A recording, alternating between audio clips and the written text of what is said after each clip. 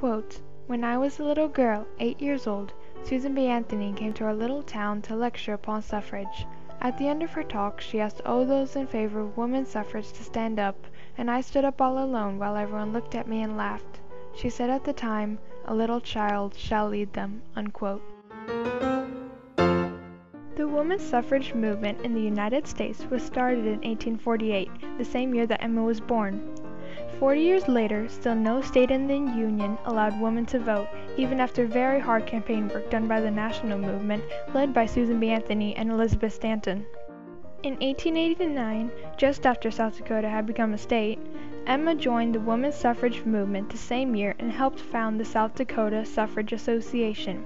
The association invited Susan B. Anthony to come and help with their campaign, and Susan and Emma worked very closely together. During the campaign, Emma learns many of the arguments and tactics from Susan B. Anthony. For example, to keep women's suffrage separate from prohibition and other women organizations.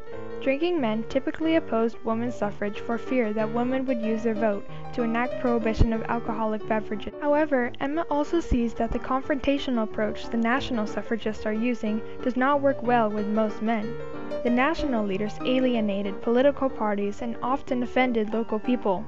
Instead, Emma introduces new ideas that she had successfully used when she worked on the Dakota statehood campaign, like using a feminine approach in a dialogue with logical arguments instead. Emma also used skills that she had mastered at a music department in Eureka College, the first college to admit women on an equal basis in Illinois. The music deflected hostile audiences and made them more receptive to the cause. Emma knew that the ties between Civil War veterans and women ran deep. Her husband Henry DeVoe had joined the Civil War when he was only 14 and was 18 when the war ended. He wrote a campaign song, A Soldier's Tribute to a Woman, which Emma often sang in her lectures. It described how women helped soldiers during the Civil War. The song was very effective to gain supporters among the many war veterans. Emma became a very persuasive speaker, and her ideas worked much better converting men than the traditional women's suffrage ideas. During the South Dakota campaign, Emma gave most of the 600 lectures and organized most of the 400 clubs herself. They also mailed literature to every voter, but the campaign was badly organized and lacked funds, and it eventually failed by a wide margin in the 1890 election. Emma had made a strong impression on the national suffrage leaders. They recruited her to the National Women's Suffrage Association, and she became one of the youngest lecturers. She campaigns in several states including Iowa, Illinois, Indiana, Wisconsin, Kansas, Montana, Nevada, and North Dakota, but they do not use Emma's ideas, and the campaigns eventually all fail. In 1895, a new campaign is started in Idaho. The national leaders cannot come, so Emma is sent there by herself.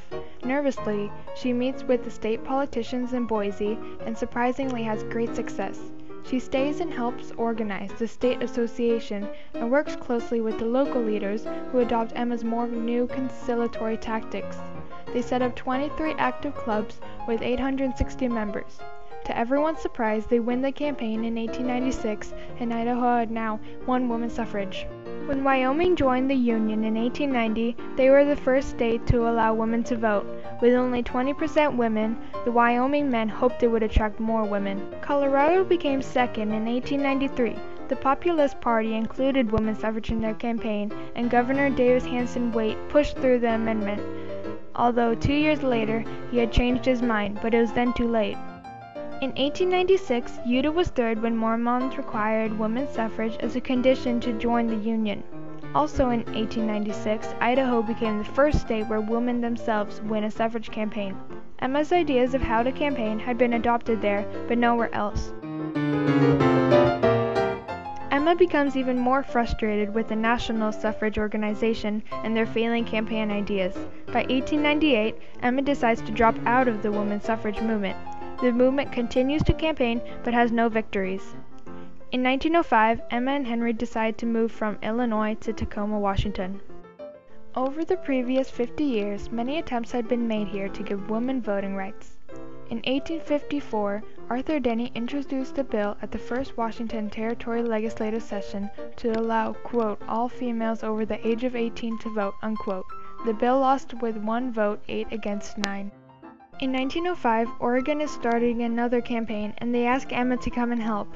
Although she has not been active in women's suffrage for almost 10 years, she decides to come. After only 3 months, she is again frustrated how ineffective the suffrage campaigns still are and decides to leave Oregon. The Oregon campaign, the 5th in 10 years, again fails with a large margin. Back in Washington, Emma is thinking hard about women's suffrage. The interest of women's suffrage in Washington was now very low, with only one club of 8 women. She decides to work on women's suffrage again, and in 1906 she is voted president of the Washington Equal Suffrage Association. She starts to organize the state, and 3 years later, Washington had 75 clubs with more than 1,500 members. She is having great success, but Emma's ideas are still controversial. Other suffragists are criticizing her and even try to fire her, even though it's clear her ideas are working.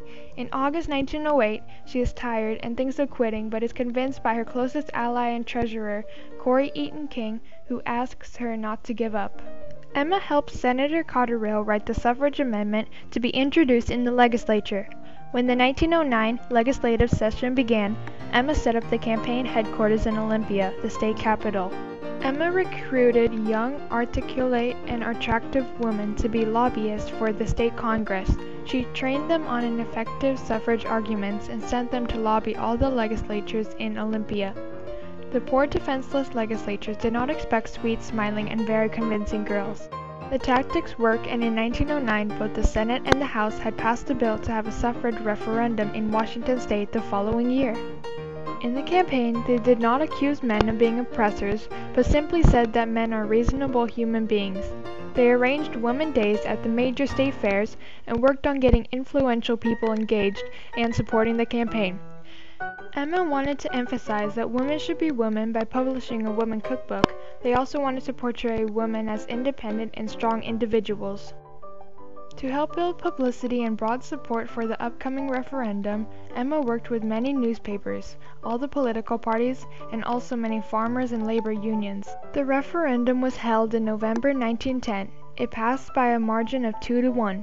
Washington became the first state to gain women's suffrage since Emma had helped Idaho 14 years earlier. Washington had then become the 5th state to win women's suffrage. She really adopted a low-profile kind of campaign, which was very effective here. The suffragists often contrasted what was going on in the West or in Washington with the really militant campaign that was going on.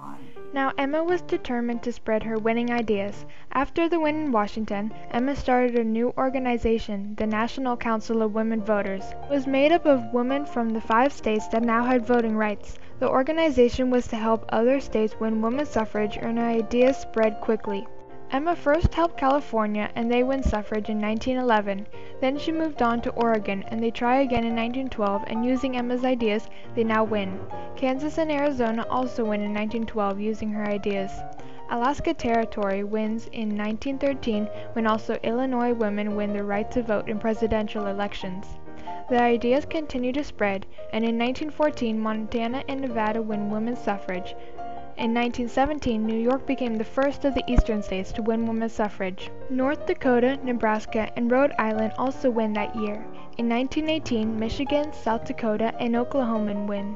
Overall, Emma had now campaigned in 28 states. That all of her experience really aided her in helping organize the successful campaign because she understood what had worked and what had not worked. Emma is also active on the national level. She gets the first ever suffrage bill introduced in the U.S. Congress in 1913. The bill eventually fails after the National Association again uses their old tactics in confrontational Washington, D.C. campaign that even heckled the president outside the White House. In 1915, the National Association decides to change direction and leadership, and Carrie Chapman Catt becomes president. Carrie and Emma had worked closely together 20 years earlier, and they now decide again to work together on a winning plan using Emma's ideas.